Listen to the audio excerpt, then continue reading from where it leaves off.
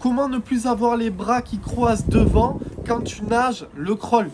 Salut à vous les petits potes, aujourd'hui on va parler de comment tu vas rentrer ta main dans l'eau en crawl pour ne plus avoir les bras qui croisent, puisque c'est un problème majeur en natation en fait, et surtout dans la natation publique, c'est-à-dire les personnes qui viennent nager de leur côté sans avoir de réelle correction. Attention, il y a énormément de personnes qui ont le même problème.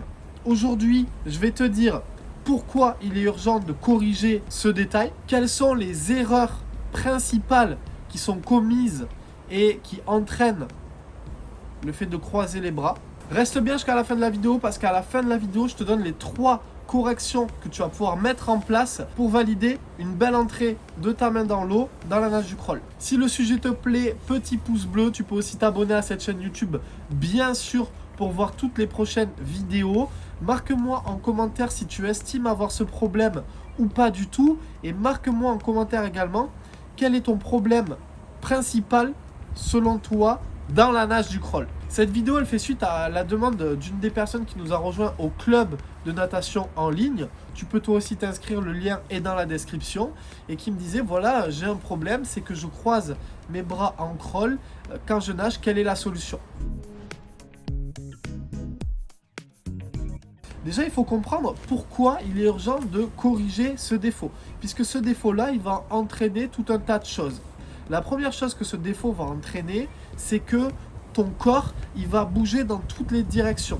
Si tu croises ici, tes hanches, elles vont aller vers là-bas et tes jambes, elles vont aller vers là-bas. Et c'est ce qu'on appelle l'asticot. Tu sais, nager comme ça un petit peu là, comme un asticot. Donc ça, c'est la première chose. Le deuxième défaut que ça entraîne, c'est que tu vas avoir des mauvais appuis. En général, si tu commences ton appui là, croisé à l'extérieur, ben, tu vas passer au travers de l'eau. Tout le trajet sous la surface, en fait, il va être mauvais. Donc ça, tu dois encore une fois le corriger très rapidement pour pas travailler sur des mauvais appuis, ne pas travailler sur des mauvaises bases. Et enfin, tu n'auras pas de symétrie dans ta nage. La nage du crawl, ça doit être une nage où il se passe la même chose à droite qu'à gauche. Il se passe la même chose quand tu inspires ou quand tu n'inspires pas. Et c'est pour ça également que je conseille de respirer en 3 temps. Si tu veux voir ma dernière vidéo sur la respiration, tu peux la regarder juste ici, il y a la fiche qui s'affiche. Par contre, si tu n'as pas de symétrie dans ta nage, tu vas perdre en alignement, tu vas perdre en efficacité, tu vas avoir des moins bons appuis, etc. Du coup, corrigez absolument ce défaut. Maintenant, dans la deuxième partie de cette vidéo, avant de te dire comment le corriger, je vais te donner toutes les erreurs qui font ou qui peuvent faire que tu croises. Donc, tout le monde peut se retrouver dans ces erreurs-là. La première erreur, c'est la main qui touche trop tôt devant la tête. C'est-à-dire, si tu as tendance à toucher très tôt devant ta tête quand tu nages le crawl, ben forcément, en fait, la direction qui va suivre, c'est croiser vers l'intérieur. En gros, ce que je vois quand les stagiaires viennent ici à Seignos, les personnes qui ont le bras qui croisent, les personnes qui croisent avec leurs bras, c'est les personnes qui ont tendance à toucher vachement tôt devant leur tête. Et du coup, la dynamique du mouvement, c'est croiser. Je touche très tôt, donc je croise. Je touche très tôt, donc je croise. Donc la première chose à faire, c'est éviter ça. Éviter de toucher trop tôt devant la tête avant d'allonger. Deuxième erreur à absolument corriger, ne pas prendre assez de hauteur avec le bras, sur le trajet du bras hors de l'eau. Il va falloir que tu dégages loin derrière, que tu prennes un maximum de hauteur et grâce à cette hauteur, tu vas pouvoir aller chercher beaucoup plus loin, poser ta main loin devant toi et avoir vraiment de la légèreté au niveau de ton bras au-dessus de l'eau pour éviter de croiser, pour éviter cette erreur. Si tu es trop bas au niveau de ton trajet hors de l'eau, forcément la mécanique du mouvement, c'est croiser, comme je te montre ici en vidéo. Et enfin, la troisième erreur, c'est d'avoir une mauvaise conscience de ton corps dans l'espace. C'est-à-dire, tu penses que tu nages comme ça, en réalité, tu nages comme ça.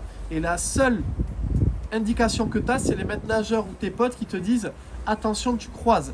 Donc, mauvaise conscience de ton corps dans l'espace entraîne des défauts de nage. Tu as à présent les 3 erreurs qu'il faut absolument éviter pour ne plus croiser avec tes bras. Maintenant, les corrections sont les suivantes. avant de te donner les corrections, petit pouce bleu si tu trouves ces réflexions intéressantes.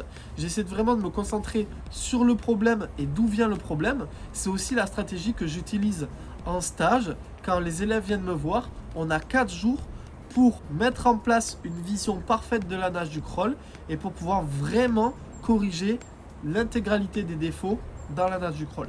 Les corrections au nombre de 3, c'est les suivantes.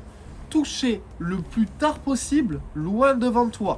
Donc en fait, toi ce que tu vas faire, c'est que tu veux poser les 4 empreintes digitales, 1, 2, 3, 4, le plus loin possible devant toi. Ça va t'aider à éviter d'aller chercher trop tôt, trop devant toi, tu vois. Toucher les 4 empreintes digitales loin devant. Allez, petite astuce, c'est cadeau. Tu peux faire la même chose, même à l'extérieur, tu vois. Tu vas toucher le plus loin possible devant, même à l'extérieur. Tac. Et là, tu es sûr que tu vas éliminer la première erreur qu'on a citée juste avant. Deuxième axe de correction. Je te conseille de mettre les axes de correction les uns après les autres.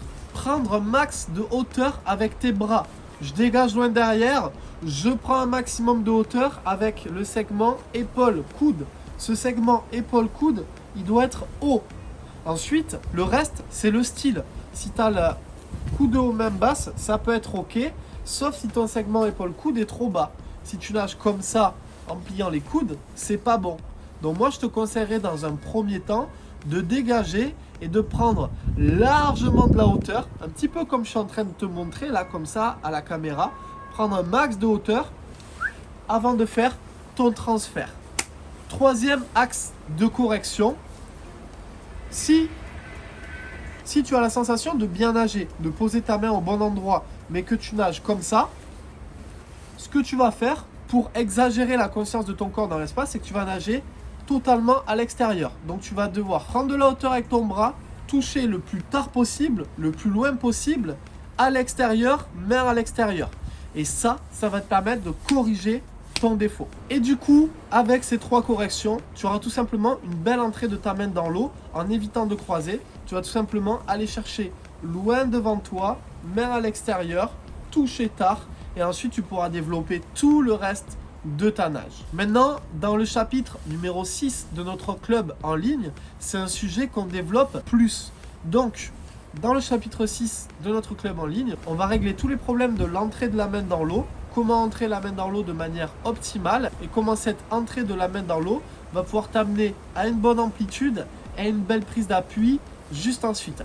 Si tu veux t'inscrire au club toi aussi, tu peux cliquer dans le lien qu'il y a dans la description et nous rejoindre dès maintenant. Petite parenthèse, il y a une vidéo d'explication, un live sur cette page du club qui va te permettre de comprendre qu'est-ce que tu vas trouver à l'intérieur. J'espère que cette vidéo t'a plu, petit pouce bleu si ça t'a plu. Marque-moi en commentaire tes suggestions pour les prochaines vidéos. Marque-moi en commentaire également tes questions sur cette vidéo si tu en as. Et n'oublie pas de t'abonner à cette chaîne YouTube pour voir toutes les prochaines vidéos. Salut, c'était Malcolm, ciao.